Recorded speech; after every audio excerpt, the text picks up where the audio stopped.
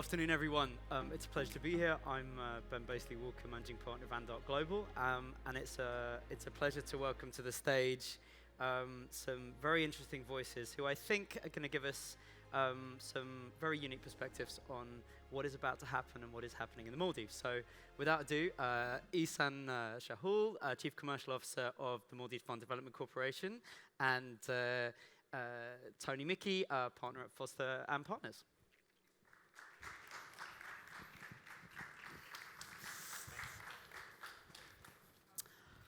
So it's been so interesting, I think, engaging with both of you in terms of challenging a lot of my perceptions and maybe biases on what I thought the Maldives was and where I think I thought it was going. I think so many of us in this region have visited the Maldives, have see how it's developed on the ultra luxury side, on the hospitality side. Engaging with Eezan and with Tony and with some of our other panelists, it really does seem to be a very interesting new day. So I think we're going to show a little video at the beginning.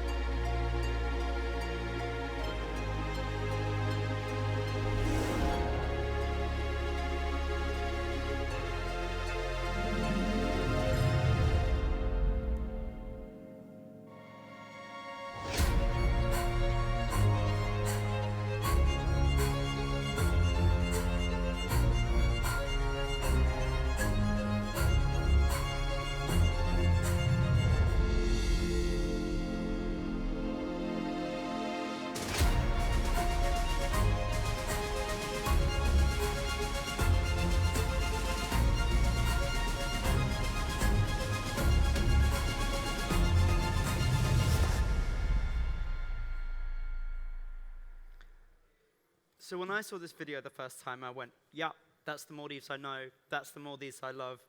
And then talking to Eezan, the answer was, and yet. So Eezan, I mean, our engagement, your background is not hospitality. It's a very different flavor. What do you see the starting point for this conversation? Well, I suppose hospitality is deeply rooted in every Maldivian. But we at Maldives Fund Management Corporation, we're asset managers. I think our main goal is to provide best return on our assets to, first and foremost, to the citizens of the Maldives, to all of our international and local investors, and at the same time to our visitors, by also ensuring that we become a top-tier destination as a hospitality investment as well. I think we can all agree that I think you're already a top-tier destination. It's about what's going to happen next. Tony, I know you've been recently engaged in this Gafaru project, yes. Which is one of the first projects of the Maldives Fund Management Corporation, kind of looking forward and what's next. From your perspective, what do you see that's been different with the genesis of this project? What is its DNA, and how does that look different maybe to what we've seen in kind of the luxury and ultra-luxury space before in the Maldives? Well, as a starting point, I think, from normally we get clients coming in from the private sector, so from, the operators to the developers. But it was interesting to first get the approach from Eezan, from a government sector, wanting to, do something that's very different and that's unique.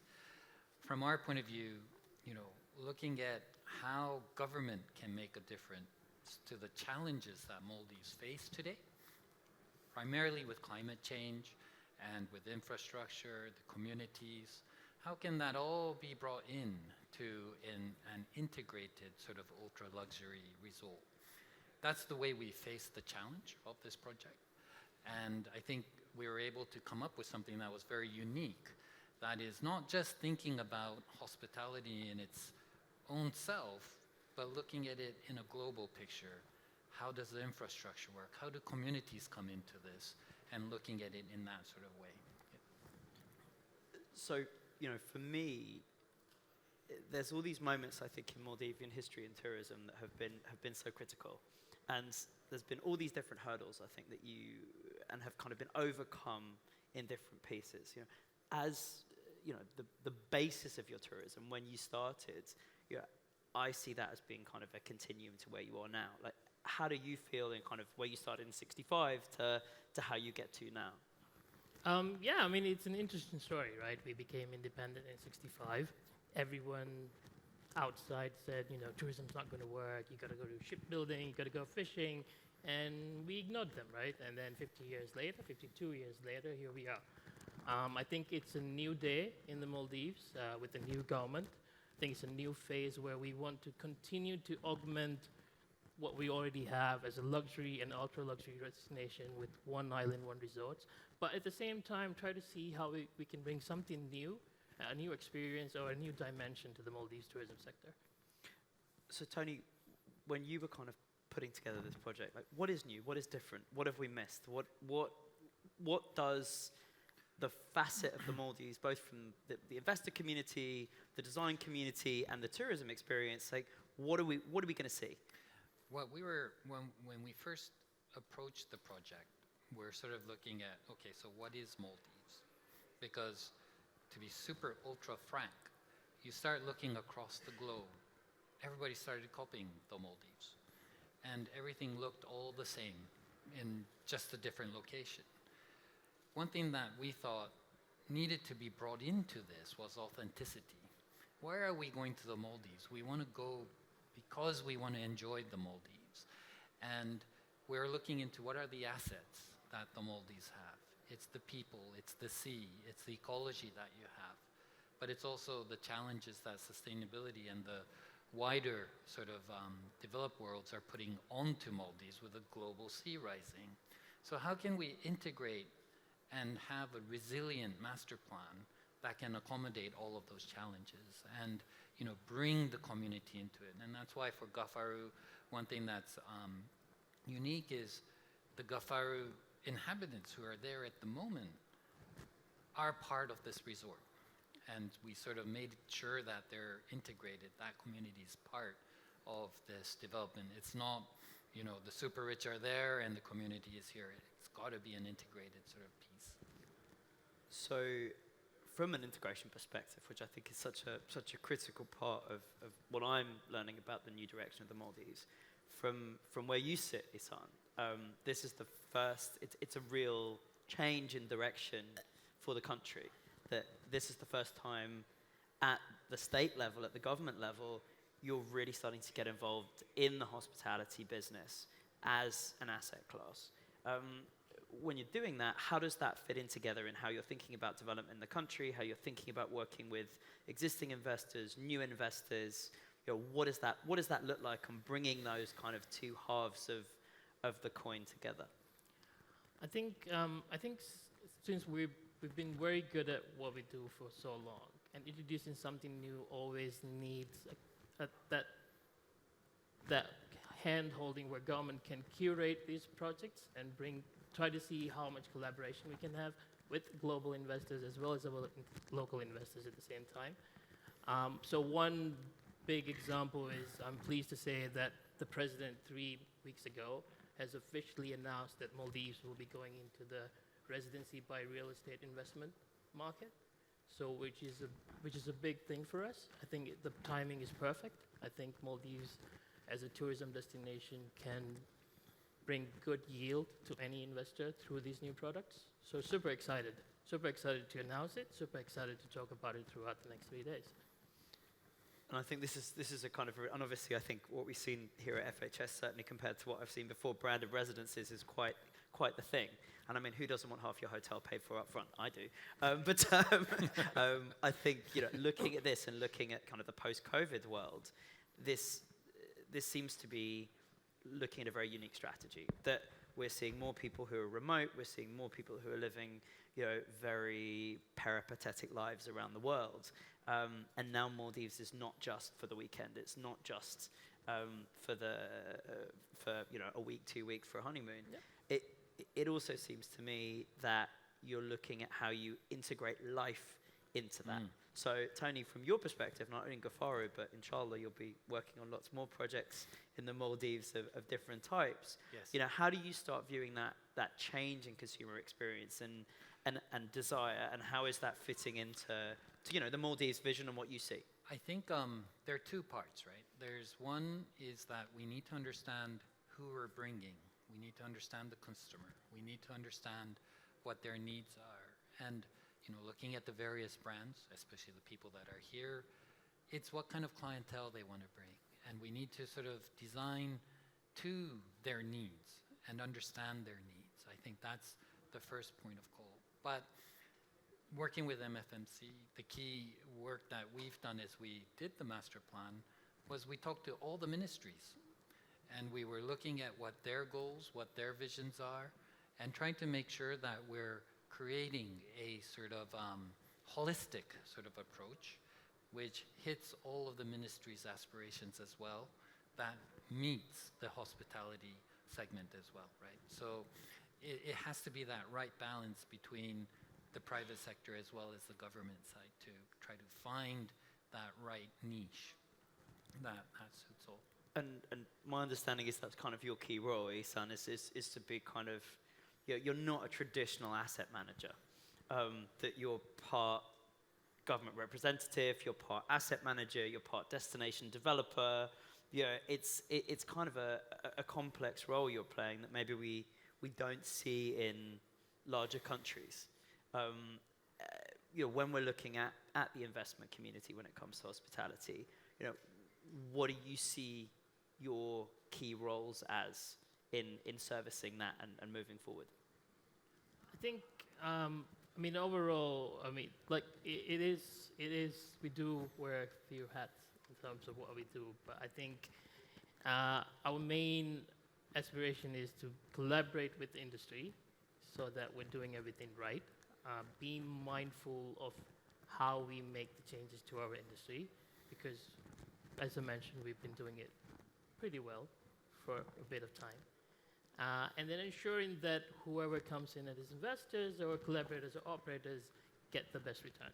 Because at the end of the day, we're managing an asset and then there's investment coming in. And I think we're going to touch on investment a little bit more in the next panel. But coming a bit more to like life in the Maldives, I think it's really is a key shift when, if I can be flippant, Maldives has been for Eid, not for life. So what does that shift look like? I know we're going to talk a little bit more about the Hankadeh project, which is a key thing that the Maldives is putting on the table. But it's a really big shift in what you're trying to do with this integration. So perhaps you can talk a little bit more about the mid-market opportunity that you're starting to see from both an economic growth perspective internally and how you can tap into new markets in the international community as well. Yeah, so Hankadeh is in the far south of the Maldives. It's the first time where we're doing a full integrated hospitality tourism zone where there's multiple hotels on a single island. We're very well obviously known for our one island, one resort concept, but we felt the need to explore the opportunities of this segment where we feel that it will obviously make good returns, but at the same time open our destination to different travelers. And Hankadeh is fully mobilized now. I think we've started construction. We'll probably be finished in 2.5 years. We're bringing out 1,000+ keys and 14 different hotels, along with the first batch of residences to be sold for foreigners. So I think it's exciting because the South is one of the biggest atolls in the Maldives. It has a lot of history, a lot of culture, a lot of heritage. The airport is fully functional. It used to be RAF base, so there's a lot of story behind that. And it's connected to the local communities. People that come to Hankadeh can walk out, enjoy the nature park. It has one of the biggest mangroves in the country. And I think overall, it's just a very nicely well thought out project. And which is why I think the reason the government's decided MFMC can be that leader in curating these kind of things. So Tony, from a design perspective, does this make you nervous, or do you see this as an opportunity? I mean, Foster and Partners is known for, what should we say, flagship projects. this is a different end of the scale. How do you see, from a design perspective, how do we balance those and make sure they work together? Well, I think the key is the infrastructure, I think. The key is where, it's not, the architecture is the end result, I think. And it's how you get to that end result, which is the most important. So part of me is that, this whole infrastructure building, the new way of developing Maldives, getting it right in terms of how you set that baseline and the infrastructure for architects to come and build on, for me is super important. And I think for us being involved in the developing of that brief and developing of the infrastructure that is sustainable, relates to the community, is doing better for the country going forward, I think is a fundamental important part here. And then comes the architecture, which comes on top of it. And that's where various great architects will come on board to do different things. But for us, we believe that, that fundamental side of things is the most important to getting it right. Yeah, I think, when we were selecting Gafaro as a project, I think that when Tony first came to the Maldives, the first thing we did was go diving. And Yes. Tony comes up, he's like, "Eezan, this is amazing." And then we went to the local island, and he was like, "Wow, this is, we've got to integrate." And it came out very, very nicely. I think Tony and his team did a fantastic vision for us, and it's something we're very excited to share with everyone and see where it goes.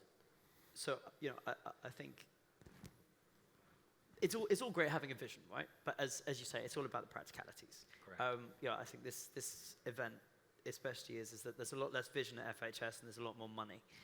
People look at ROIs, they're looking at ADRs, they're looking at how this works, right? So, talking on numbers on the airports, current airport, I believe, has a capacity of 1 million. You're currently routing 3.6 through it. Tony's building these beautiful hotels. We're opening these mid-market new projects. Are we going to have empty hotel rooms because nobody can get there? Like, how does that look like from the evolution of the infrastructure domestically and internationally? Oh yeah, obviously we haven't forgotten about the infrastructure. I think our international airport has gone massive upgrades over the last 7 years. We have got a brand new terminal opening mid next year. More than $400 million investment for the new terminal, which should triple our capacity just in Malé Central Atoll alone. We've got another investment in the north where we're building a brand new 2.8 kilometer international airport. And that should open the gateway for the northern sector of the Maldives, where new investments can come to new resorts. We're also doing a full upgrade on the existing South International Airport, where the terminal's expanded, the runways are refurbished, brand new control tower. I could go on technicalities, but so air connectivity is important. It's important for people to be seamlessly come to the Maldives. Obviously, coming to Malé, getting on a seaplane is a cool experience in itself, but maybe some would prefer going direct to those south and north locations. So I think we're doing well. We'll probably have all these airports open next year. And by the time all these exciting projects from MFMC and all the other international investors, I think we'll be ready. Amazing. So we're looking at 25, 26, 27 is going to be a really big shift in that infrastructure picture. Huge shift, yeah. Amazing. So when it comes to looking at how we put this all together, obviously building in the Maldives is a little bit of a challenging reality, especially looking at some of the other challenges you're having as a country, as we talked about climate change, sustainability. I think the Maldives approach to sustainability has really been key, and you've been a bit of a trailblazer in that. How do you see continuing to integrate those sustainability elements into a country which is fundamentally having a much bigger visitor footprint and a much larger development approach? Sure. There are a few things that we've identified is that, Maldives would need to dredge and reclaim land and continue to do so because land is very limited, but we should do that in the most sustainable way. As Eezan was mentioning earlier, I went diving, but the main thing was the site was under the water.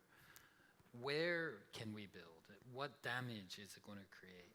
The asset is the sea. So trying to look at those sandbanks, trying to minimize the amount of reclamation that needs to be done, doing it in the right place and the right time is one thing that we've identified, and using minimal sort of reclamation. That's the key thing, looking at high-end technologies to try to achieve that. The other is trying to minimize imports, using local materials, using the vernacular architecture.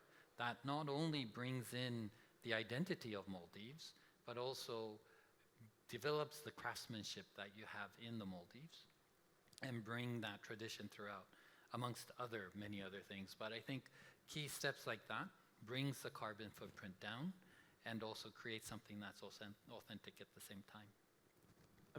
From a government perspective, obviously resources are not unlimited for any of our governments around the world. But in the Maldives, the balance of your GDP in terms of the cost of some of these things is significant.